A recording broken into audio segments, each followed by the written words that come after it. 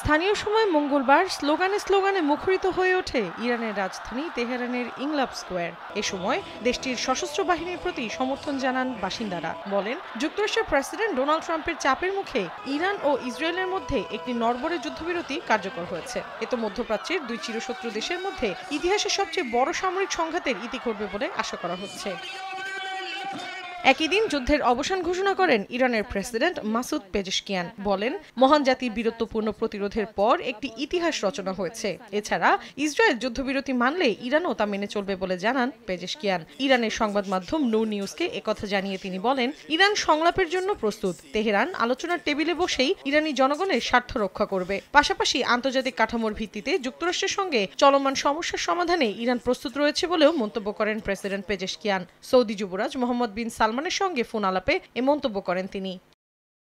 প্রাণ সসের মাখামাখি টেস্ট নুডলসকে করে তোলে আরো ইয়ামি আরো জোস। প্রাণ সসের বস। এদিকে ইরানের সরকার উৎখাতে আগ্রহ নেই বলে জানিয়েছেন ট্রাম্প, কারণ তা অস্থিরতা ডেকে আনবে বলে মনে করেন তিনি।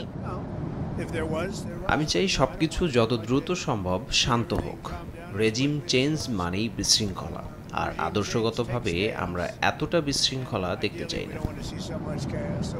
এখানেই শেষ নয়, ইরান আর কখনো ইউরেনিয়াম সমৃদ্ধ করবে না এবং পারমাণবিক অস্ত্র পাবে না বলেও স্পষ্ট বার্তা দেন মার্কিন প্রেসিডেন্ট। ট্রাম্পের এমন বক্তব্যের পর ইরানের পররাষ্ট্রমন্ত্রী আব্বাস আরাকচি বলেন, তেহরান এখন আরো দৃঢ়ভাবে পারমাণবিক কর্মসূচির পক্ষে অবস্থান নিয়েছে। এই প্রযুক্তি অর্জনে ইরান পরিশ্রম করেছে।